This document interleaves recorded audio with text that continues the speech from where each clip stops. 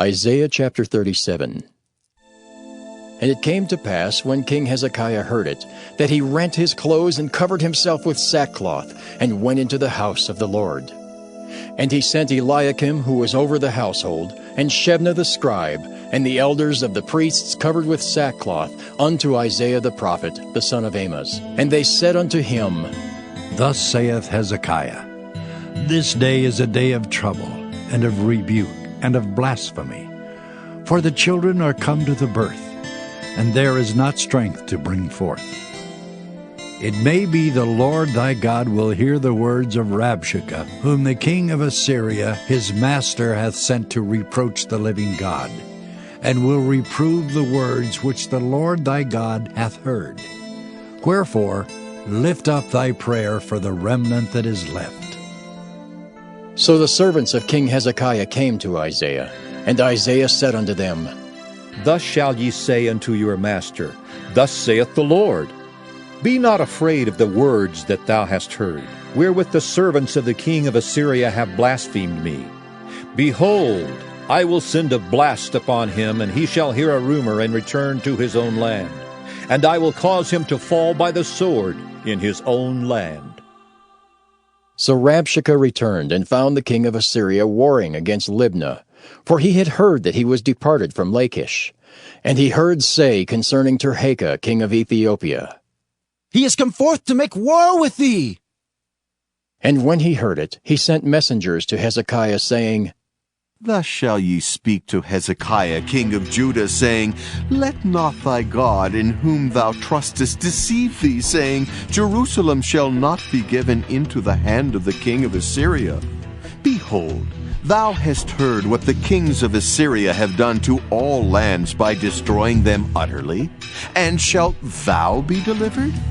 Have the gods of the nations delivered them which my fathers have destroyed, as Gozan, and Haran, and Resaph, and the children of Eden which were in Telassar?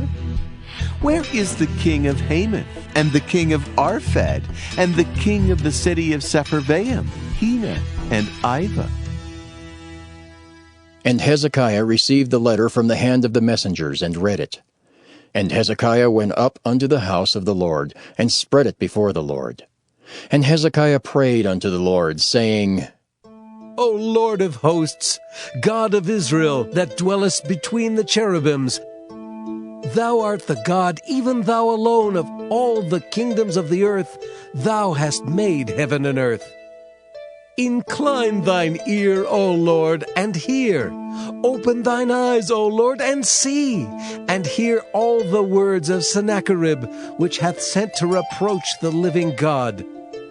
Of a truth, Lord, the kings of Assyria have laid waste all the nations and their countries, and have cast their gods into the fire, for they were no gods, but the work of men's hands, wood and stone. Therefore they have destroyed them. Now therefore, O Lord our God, save us from his hand, that all the kingdoms of the earth may know that thou art the Lord, even thou only. Then Isaiah the son of Amos sent unto Hezekiah, saying, Thus saith the Lord God of Israel, Whereas thou hast prayed to me against Sennacherib king of Assyria, this is the word which the Lord hath spoken concerning him. The virgin, the daughter of Zion, hath despised thee, and laughed thee to scorn. The daughter of Jerusalem hath shaken her head at thee. Whom hast thou reproached and blasphemed? And against whom hast thou exalted thy voice, and lifted up thine eyes on high? Even against the Holy One of Israel. By thy servants hast thou reproached the Lord, and hast said, By the multitude of my chariots am I come up to the height of the mountains, to the sides of Lebanon, and I will cut down the tall cedars thereof, and the choice fir trees thereof. And I will enter into the height of his border, and the forest of his Carmel. I have digged and drunk water, and with the sole of my feet have I dried up all the rivers of the besieged places. Hast thou not heard long ago how I have done it, and of ancient times that I have formed it? Now have I brought it to pass, that thou shouldest be to lay waste defenced cities into ruinous heaps. Therefore their inhabitants were of small power. They were dismayed and confounded. They were as the grass of the field, and as the green herb, as the grass on the housetops, and as corn blasted before it be grown up. But I know thy abode, and thy going out, and thy coming in, and thy rage against me. Because thy rage against me, and thy tumult is come up into mine ears, therefore will I put my hook in thy nose, and my bridle in thy lips, and I will turn thee back by the way by which thou camest.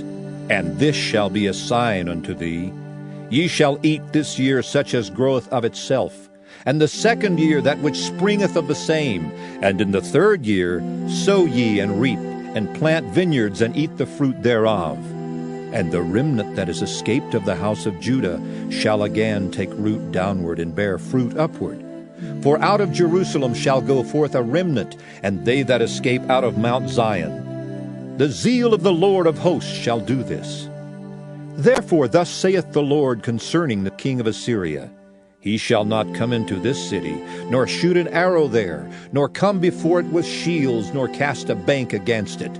By the way that he came, by the same shall he return, and shall not come into this city, saith the Lord. For I will defend this city to save it for mine own sake, and for my servant David's sake. Then the angel of the Lord went forth, and smote in the camp of the Assyrians 185,000.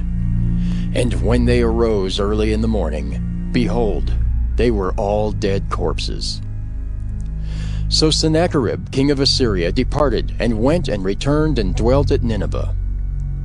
And it came to pass, as he was worshipping in the house of Nisroch his god, that Adremelech and Sharezer his sons smote him with the sword, and they escaped into the land of Armenia. And Esarhaddon his son reigned in his stead.